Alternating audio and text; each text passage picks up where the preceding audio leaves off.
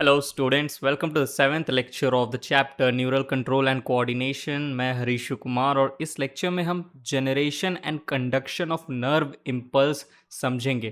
देखो, ये टॉपिक थोड़ा कंसेप्चुअल है, सुनना ध्यान से। थोड़ा भी ध्यान इधर उधर हुआ तो आप बहुत ही इंपॉर्टेंट पॉइंट मिस कर जाओगे, तो एकदम ध्यान से सुनना, ठीक है। कंसेप्चुअल टॉपिक है, तो चलो ये लेक्चर शुरू करते हैं। तो स्टूडेंट, जैसा कि आपने देखा, टॉपिक का नाम है generation and conduction of nerve impulse. हम न्यूरॉन के बारे में जानते हैं, राइट। आप सब न्यूरॉन के बारे में जानते हो, न्यूरॉन का स्ट्रक्चर देखे हो, आपने टाइप्स ऑफ न्यूरॉन देखा है, फिर आपने ये भी देखा है कि माइलिनोजेनेसिस प्रोसेस क्या होता है। अब हम फंक्शन ऑफ न्यूरॉन को पढ़ेंगे कि एक न्यूरॉन जो कि स्ट्रक्चरल एंड फंक्शनल यूनिट है नर्वस सिस्टम का, उस न्यूरॉन का फंक्शन क्या है। The main function of neuron is generation and conduction of nerve impulse, ठीक है। नर्व इम्पल्स को जनरेट करेगा और उसका कंडक्शन करेगा एक न्यूरॉन। इसी को हम फिजियोलॉजी ऑफ नर्व भी कहते हैं। जो generation and conduction of nerve impulse है ना, इसी के लिए हम एक और टॉपिक, इस एक और नाम इस्तेमाल करते हैं, फिजियोलॉजी ऑफ नर्व, यानी कि न्यूरॉन का फंक्शन। न्यूरॉन के फंक्शन को हम समझते हैं, ठीक है। तो इस टॉपिक का एक और अलग से नाम है फिजियोलॉजी ऑफ नर्व। अब मैंने एक टर्म यूज किया, नर्व इम्पल्स, ठीक है। Generation and conduction of nerve impulse. Nerve impulse को ही एक्शन पोटेंशियल भी कहा जाता है, इसी का एक और नाम है। Nerve impulse is also known as a मतलब also known as action potential. ठीक, इतनी बात समझ में आई। आराम आराम से चलो, टॉपिक जो है थोड़ा कंसेप्चुअल है, तो धीरे धीरे समझेंगे, ठीक। देखिए, एक न्यूरॉन है, उसको जब तक आप स्टिमुलेट नहीं करोगे, स्टिमुलस नहीं दोगे, तब तक उस न्यूरॉन के अंदर इम्पल्स जनरेट ही नहीं होगा, नर्व इम्पल्स जनरेट ही नहीं होगा। यहाँ पे ना बच्चों को बहुत ज़्यादा कन्फ्यूजन होता है, मुझे खुद होता था, दो वर्ड के बीच में कि सर स्टिमुलस और इम्पल्स, ये दोनों में अंतर क्या है। देखो, इम्पल्स क्या है, इंफॉर्मेशन, और ये इंफॉर्मेशन कब जनरेट होगा, जब तक आप सिग्नल नहीं दोगे न्यूरॉन को। न्यूरॉन के अंदर जनरेट होने वाला जो इंफॉर्मेशन, उसी को हम कहते हैं नर्व इम्पल्स। और ये जनरेट कब होगा, जब न्यूरॉन को स्टिमुलस यानी कि सिग्नल मिलेगा, ठीक। इतनी बात समझ में आई। तो इम्पल्स और स्टिमुलस के बीच में आपका डाउट क्लियर हो गया। अब ये जो कंडक्शन है, generation and conduction of nerve impulse, ये 4 स्टेजेस में होता है, डन इन 4 डिफरेंट स्टेजेस। आपने सुना ही होगा, पोलराइजेशन, डीपोलराइजेशन एंड रीपोलराइजेशन। एक एक्स्ट्रा है हाइपर पोलराइजेशन, इसके बारे में एनसीईआरटी ने बात नहीं की है, बट स्टिल भी हम थोड़ा बहुत जानेंगे ताकि आपका कॉन्सेप्ट स्ट्रांग हो, ठीक। एनसीईआरटी ने बेसिकली इन 3 स्टेजेस के बारे में ही डिटेल में बात किया है, ठीक। तो जो फिजियोलॉजी ऑफ नर्व है, उसे हम 4 स्टेजेस में समझते हैं। सबसे पहला स्टेज होता है polarization. It is the resting stage of neuron. इस स्टेज में न्यूरॉन आराम कर रहा होता है, रेस्टिंग कंडीशन में होता है। इसे हम एक्साइटेबल स्टेज भी कहते हैं न्यूरॉन का, यानी कि न्यूरॉन कैसा है, रेस्टिंग स्टेज में है, ठीक है। रेस्टिंग स्टेज में है यानी कि स्टिमुलस लेने के लिए तैयार है, स्टिमुलस रिसीव करने के लिए तैयार बैठा हुआ है, यानी कि एक्साइट होने के लिए तैयार बैठा हुआ है। स्टिमुलस मिलेगा न्यूरॉन को, तभी न्यूरॉन एक्साइट होगा और नर्व इम्पल्स को जनरेट करेगा।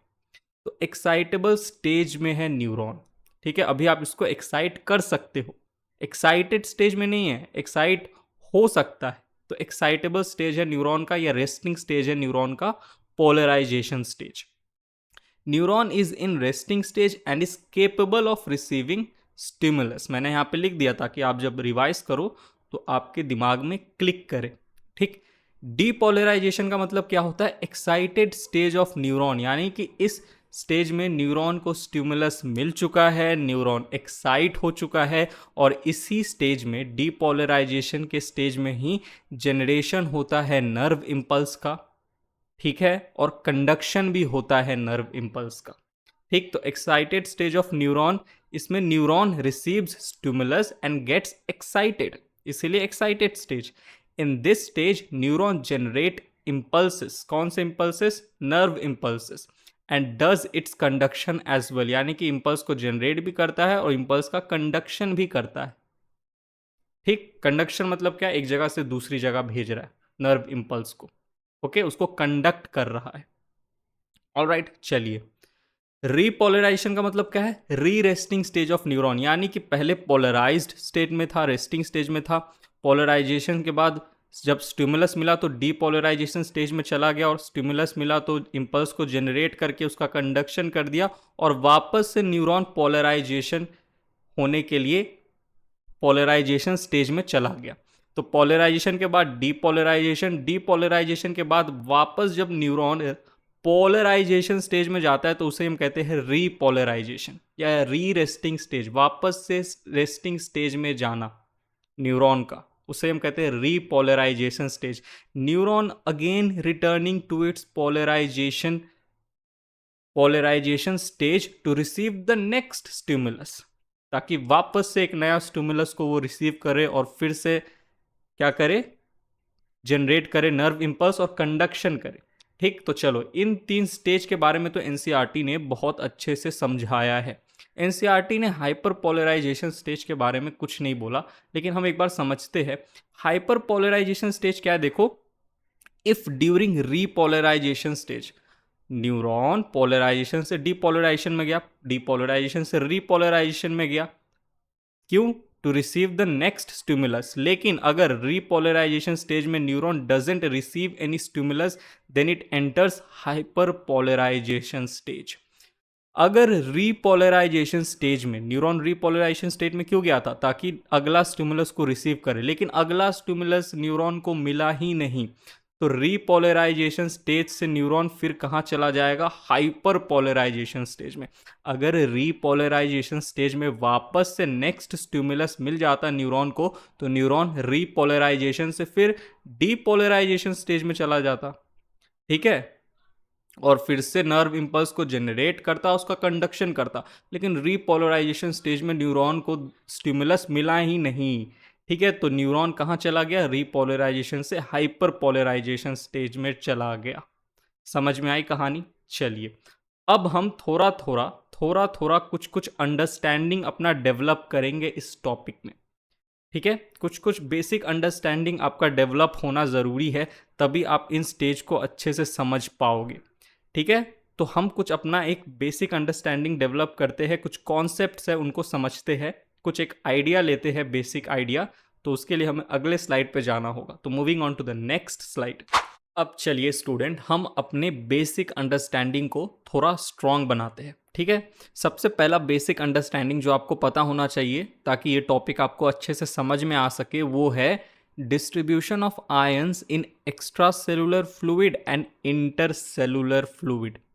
देखो, ये जो कंडक्शन है नर्व इंपल्स का, ये अच्छे से हो सके इसलिए कुछ आयंस जो होते हैं वो इन्वॉल्व होते हैं इस प्रोसेस में। Generation and conduction of nerve impulse जो है, इसमें कुछ आयंस का रोल होता है ताकि ये जो फंक्शन है, न्यूरॉन का जो फंक्शन है, वो अच्छे से हो सके। देखो, यहाँ पे मैंने एक्सॉन पार्ट बनाया है न्यूरॉन का। एक्सॉन पार्ट जो होता है उसका सबसे ज़्यादा रोल होता है नर्व इंपल्स के कंडक्शन में। ये जो एक्सॉन है, एक्सॉन, इसका जो मेम्ब्रेन है उसे हम कहते हैं एक्सोलेमा। ये तो आपको पता है, membrane of axon is known as axolemma. और इस एक्सॉन के अंदर में जो फ्लूइड है, ठीक है, उसे हम कहेंगे इंटरसेलुलर फ्लूइड। और एक्सॉन के इंटरसेलुलर फ्लूइड के लिए हम टर्म यूज करते हैं एक्सोप्लाज्म। हम कह सकते हैं the cytoplasm of axon is called axoplasm. ठीक, चलिए अब सुनिए, बाहर की तरफ क्या है, एक्स्ट्रा सेलुलर फ्लूइड। एक्सॉन के अंदर इंटरसेलुलर फ्लूइड यानी एक्सोप्लाज्म, और बाहर की तरफ एक्स्ट्रा सेलुलर फ्लूइड। इतना बात तो आपको पता है। अब मैं बात करने जा रहा हूँ आयंस की। सुनिएगा, जो सबसे ज़्यादा रोल होता है कंडक्शन ऑफ नर्व इंपल्स में, वो होता है पोटेशियम एंड सोडियम आयन का। यहाँ पे मैंने सोडियम आयन और पोटेशियम आयन बनाया है, दोनों के दोनों पॉजिटिवली चार्ज्ड आयन है। ये एक्सोप्लाज्म में तो प्रेजेंट होते ही है, साथ ही साथ एक्स्ट्रा सेलुलर फ्लूइड में भी प्रेजेंट होते हैं। याद रखिएगा, अब जो बोलने जा रहा हूँ वो अच्छे से याद रखिएगा। सोडियम आयन का कंसंट्रेशन ECF में ज़्यादा होता है कंपेयर टू ICF। ठीक है, तो सोडियम आयन बाहर ज़्यादा होगा, बाहर मतलब एक्स्ट्रा सेलुलर फ्लूइड बाहर ज़्यादा होगा, और अंदर कम होगा। बोलिए, याद रहेगा। उसी तरीके से पोटेशियम आयन की बात करें तो उल्टा कर दो, सोडियम बाहर ज़्यादा था तो बाहर कम हो जाएगा, ठीक है। सॉरी, सोडियम बाहर ज़्यादा था तो पोटेशियम बाहर कम हो जाएगा, कुछ नहीं, इसी का उल्टा कर दो, ठीक है। सोडियम अंदर कम था तो पोटेशियम अंदर ज़्यादा हो जाएगा।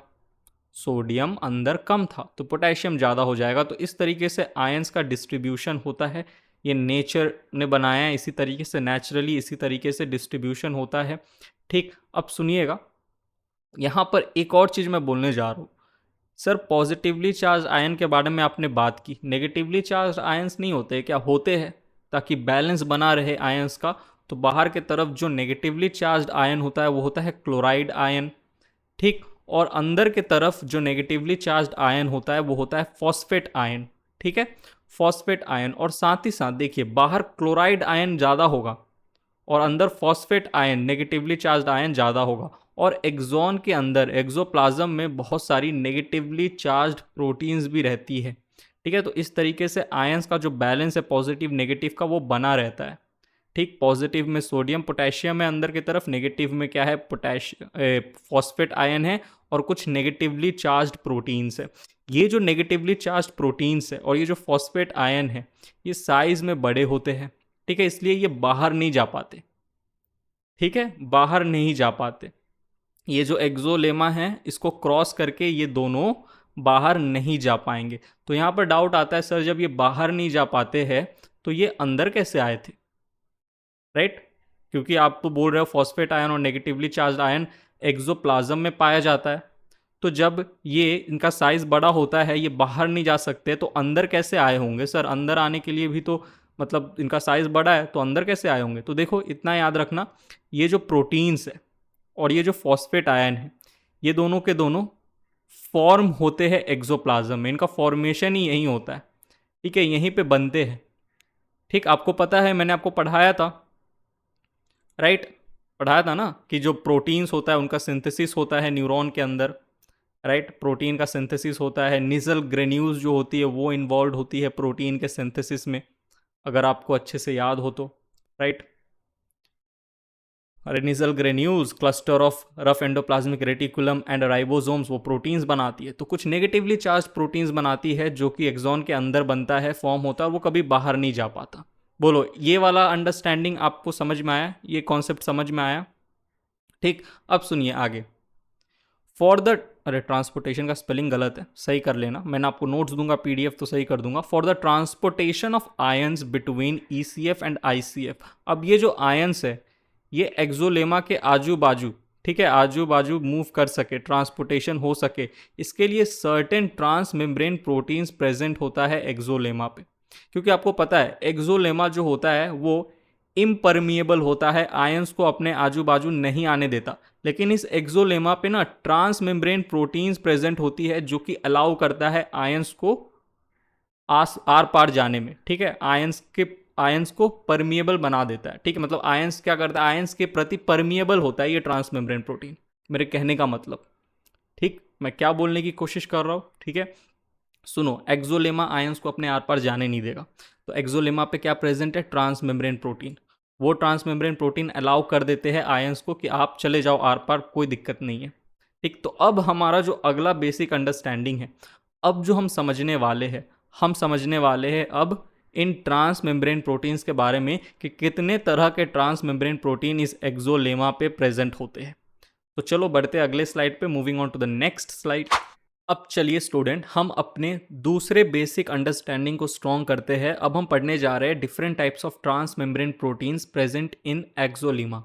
अभी अभी हम देख क्या है, आयंस का डिस्ट्रीब्यूशन किस तरीके से होता है, ठीक है। अब आयंस को अगर एक्सोलेमा के आर पार जाना है, क्रॉस जाना है, तो उसके लिए एक्सोलेमा पे ट्रांस मेम्ब्रेन प्रोटीन्स प्रेजेंट होती है, क्योंकि एक्सोलेमा खुद में अलाउ नहीं करता है कि आयंस उसके आर पार जा सके। इसलिए एक्सोलेमा पे ट्रांस मेम्ब्रेन प्रोटीन प्रेजेंट है जिसके थ्रू आयंस फ्लो करते हैं। अब हम पढ़ने वाले कितने तरह के ट्रांस मेम्ब्रेन प्रोटीन्स होते हैं। पहले तो ये देखो कि ट्रांस मेम्ब्रेन प्रोटीन किस लिए है? For transportation of ions across axolemma. अब ये जो ट्रांसपोर्टेशन है ना स्टूडेंट, दो तरह का होता है, ठीक है। Transportation are of two types, एक होता है पैसिव डिफ्यूजन, एक होता है एक्टिव ट्रांसपोर्ट। ये चीज़ अगर आपको पता है क्या होता है, अच्छी बात है, नहीं पता है तो मैं इसको एकदम आसान भाषा में आपको समझाऊंगा। ट्रांसपोर्टेशन दो तरह के होते हैं, passive diffusion, active transport. Passive diffusion के समय आयंस जो है वो अपने हाई कंसंट्रेशन से लो कंसंट्रेशन की तरफ जाते हैं, यानी कि अलोंग द कंसंट्रेशन ग्रेडियंट जाते हैं। और एक्टिव ट्रांसपोर्ट के समय आयंस जो है वो अपने लो कंसंट्रेशन से हाई कंसंट्रेशन की तरफ जाते हैं, यानी कि अगेंस्ट द कंसंट्रेशन ग्रेडियंट जाते हैं। मैं आपको एकदम आसान भाषा में समझाऊँ तो सीढ़ी सीढ़ी जब आप चढ़ते हो, अगर मैं आपको कहूँ कि आपको बिल्डिंग से नीचे उतरना है, तो सीढ़ी से आप नीचे उतरोगे, तो नीचे उतरते समय आप नीचे उतर रहे हो, ठीक है। ग्रेविटेशन का जो फोर्स है वो भी नीचे की तरफ लग रहा है, फिजिक्स ला रहा हूँ मैं थोड़ा आपको समझाने के लिए। सीढ़ी से नीचे उतरते हो आप, आपकी डायरेक्शन नीचे की तरफ, ग्रेविटेशन का जो फोर्स है वो भी नीचे की तरफ लग रहा है, तो आप आराम से दौड़ते कूदते खेलते नाचते सीढ़ी से उतरते हो, ठीक है। किसी तरह की एनर्जी की ज़रूरत नहीं पड़ती, अपने हाई एल्टीट्यूड से लो एल्टीट्यूड आए, हाई रीजन से लो रीजन आए। उसी तरीके से आयंस जो है वो जब हाई कंसंट्रेशन से लो कंसंट्रेशन पे जाते हैं तो हंसते खेलते कूदते जाते हैं, किसी तरह की एनर्जी की ज़रूरत नहीं पड़ती है, ठीक। अलोंग द कंसंट्रेशन ग्रेडियंट जाते हैं, जैसे आप अलोंग द ग्रेविटी जाते हो, ग्रेविटी भी नीचे लग रही है, आप भी नीचे आ रहे हो, तो एनर्जी खर्च नहीं हो रहा। लेकिन एक्टिव, नाम ही पता चल रहा है एक्टिव ट्रांसपोर्ट, लो कंसंट्रेशन से हाई कंसंट्रेशन। अब मैं आपको कहूँ कि बिल्डिंग चढ़ना है, ऊपर जाना है, तो सीढ़ी से ऊपर चढ़ोगे, ग्रेविटेशन का फोर्स नीचे की तरफ लग रहा है, तो आपको मेहनत करना पड़ेगा, एनर्जी खर्च करना पड़ेगा, पसीना बहाना पड़ेगा, तभी आप ऊपर चढ़ पाओगे सीढ़ी से, राइट। तो उसी तरीके से जब एक्टिव ट्रांसपोर्ट होता है तो आयंस अपने लो कंसंट्रेशन, जिस तरफ आयंस का लो कंसंट्रेशन है, लो अमाउंट है, उधर से आयन अपने हाई कंसंट्रेशन की तरफ जाता है, यानी कि अगेंस्ट द कंसंट्रेशन ग्रेडियंट जा रहा है। नीचे में मतलब नीचे से क्या जा रहा है, ऊपर जा रहा है, लो से हाई जा रहा है, अगेंस्ट द कंसंट्रेशन ग्रेडियंट जा रहा है। जैसे आप नीचे से ऊपर जा रहे हो, अगेंस्ट द ग्रेविटी जा रहे हो, तो आपको एनर्जी खर्च करनी पड़ रही है। तो वैसे ही जब भी आयंस एक्टिव ट्रांसपोर्ट करेंगे, अपने लो कंसंट्रेशन से हाई कंसंट्रेशन की तरफ जाएंगे, तो एटीपी की रिक्वायरमेंट होगी। बोलो, इतनी बात समझ में आई?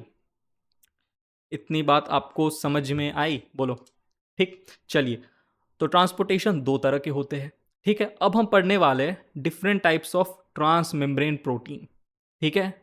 ऑलराइट, डिफरेंट अलग अलग तरह के ट्रांस मेम्ब्रेन प्रोटीन अलग अलग तरह का ट्रांसपोर्टेशन करवाता है, ठीक है। जैसे देखो, वापस से मैंने यहाँ एक्सॉन बना दिया, अब मैं थोड़ा ऊपर आ जाता हूँ, इस तरफ आ जाता हूँ, ठीक है। मैं इधर उधर जा रहा हूँ, लेकिन आपका ध्यान यहीं रहना चाहिए, ठीक है। मुझे तो समझाने के लिए थोड़ा इधर उधर करना पड़ेगा स्लाइड पे, लेकिन आपका ध्यान मेरे ऊपर नहीं, यहाँ होना चाहिए। देखिए, ये एक्सॉन है, ठीक।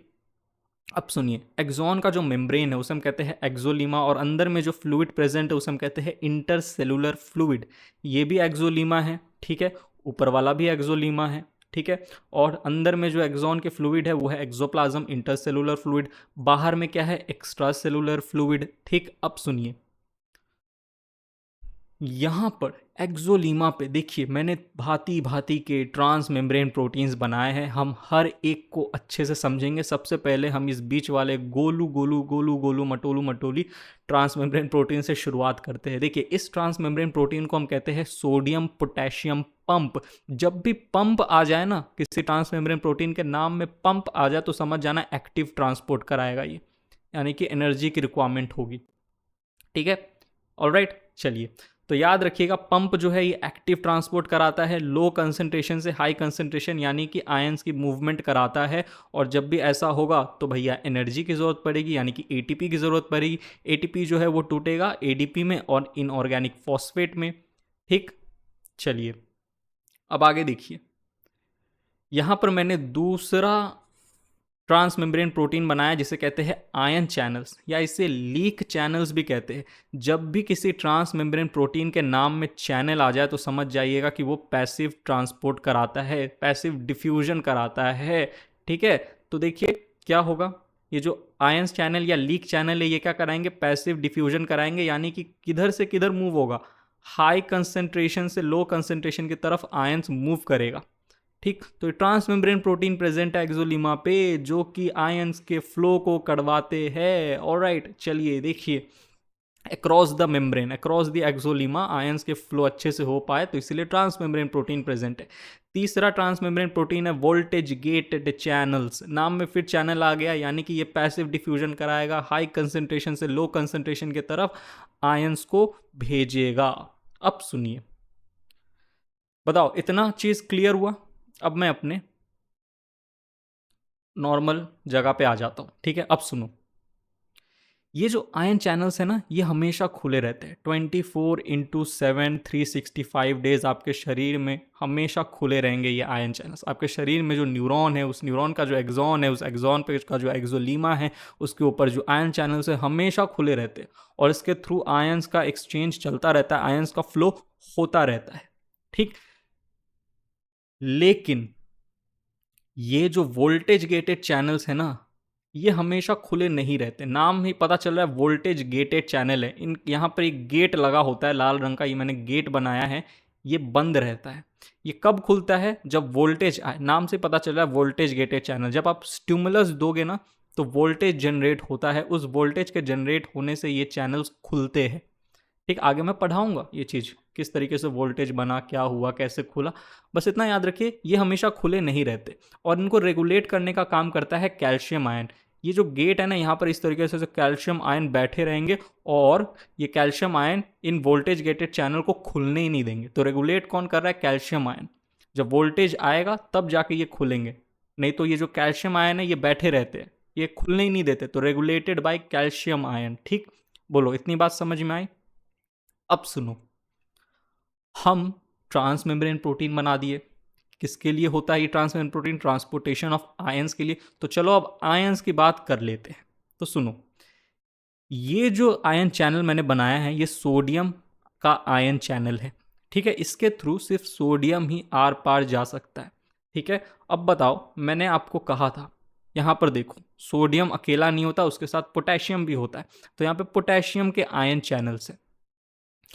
एक चीज आपने ध्यान दिया, सोडियम के आयन चैनल कम है इन कंपैरिजन टू पोटेशियम के आयन चैनल। अब नेचुरली ऐसा ही होता है, पोटेशियम के आयन चैनल्स ज़्यादा होते हैं, सोडियम के कम होते हैं, ठीक। ये याद रखना है, ठीक है। इसके पीछे कोई कॉन्सेप्ट नहीं समझाऊंगा आपको, उतना डिटेल में आपको नहीं जानना, बस इतना याद रख लो, ठीक। अब सुनो, ये जो दो आयन चैनल है, वोल्टेज गेटेड चैनल है, ये तो आयन चैनल था, हमेशा खुले रहते हैं। वोल्टेज गेटेड चैनल भी दो होते हैं, एक सोडियम का वोल्टेज गेटेड चैनल होता है, सोडियम आयन वीजीसी, और एक होता है पोटेशियम का वोल्टेज गेटेड चैनल, जो कि पोटेशियम को अलाउ करता है अपने आर पार जाने के लिए, ठीक है। और sodium ion voltage gated channel से सोडियम क्रॉस आर पार जा पाएगा, ठीक। इतनी बात समझ में आई? अब सुनो, मैंने आपको क्या कहा था, ये जो डब्बा में जो बात है इसको याद रखना कि सोडियम आयन हमेशा बाहर ज़्यादा होता है, अंदर कम होता है। तो बना देते हैं, सोडियम आयन सर बाहर ज़्यादा, सोडियम आयन सर अंदर कम होता है। तो बताओ, ये जो सोडियम का जो आयन चैनल है, ये तो पैसिव डिफ्यूजन कराता है, हाई कंसंट्रेशन से लो कंसंट्रेशन आयंस को मूव कराता है। तो यहाँ पर बताओ, सोडियम किधर मूव करेगा? ऑब्वियसली सर, बाहर से अंदर की तरफ आएगा, ECF से ICF के तरफ आएगा, ठीक। ठीक, बाहर ज़्यादा अंदर कम, तो हाई कंसंट्रेशन से लो कंसंट्रेशन। और पोटेशियम देखो, पोटेशियम आपको पता है बाहर कम होता है, पोटेशियम सर बाहर कम होता है, पोटेशियम अंदर ज़्यादा होता है। तो इन आयन चैनल्स के थ्रू पोटेशियम जो है ये अंदर से बाहर जाएगा, क्योंकि अंदर में इसका हाई कंसंट्रेशन है सर, बाहर लो कंसंट्रेशन है, और हाई कंसंट्रेशन से लो कंसंट्रेशन की तरफ पोटेशियम आयन मूव करेगा, ठीक। समझ में आ रहा है ना? अब सुनिए, सोडियम आयन VGC ये क्या करेगा? अगेन ये भी क्या है, एक तरह का, बताओ क्या है? चैनल है, पैसिव डिफ्यूजन कराता है। तो सोडियम आपको पता है बाहर ज़्यादा, बाहर ज़्यादा, तो अगेन बाहर से अंदर की तरफ सोडियम को भेजेगा। और पोटेशियम को कैसे भेजेगा? पोटेशियम अंदर ज़्यादा होता है, बाहर कम होता है, तो अंदर से बाहर पोटेशियम को जाने देगा। लेकिन क्या ये VGC हमेशा खुले रहते हैं? नहीं, हमेशा नहीं, ये रेगुलेटेड होता है कैल्शियम आयन से, हमेशा खुले नहीं रहते। वोल्टेज आएगा, जब स्टिमुलस आएगा तभी ये खुलेंगे, ठीक। ये तो हमेशा खुले रहते हैं, इनके थ्रू, आयन चैनल्स के थ्रू हमेशा सोडियम आयन अंदर आता है, पोटेशियम बाहर जाता रहता है, ठीक है। कंपैरेटिवली देखा जाए तो कम सोडियम अंदर आएगा, लेकिन ज़्यादा पोटेशियम बाहर चला जाएगा, ठीक, क्योंकि पोटेशियम के आयन चैनल ज़्यादा है, ठीक। बताओ, इतनी बातें आपको समझ में आई? इतनी बातें समझ में आई, दो अंडरस्टैंडिंग, आपका बेसिक अंडरस्टैंडिंग क्लियर हो जाना चाहिए अभी तक। एक तो डिस्ट्रीब्यूशन ऑफ आयन चार्ज, ठीक है, ये डब्बा याद रखना, बहुत इंपॉर्टेंट डब्बा है ये, ठीक।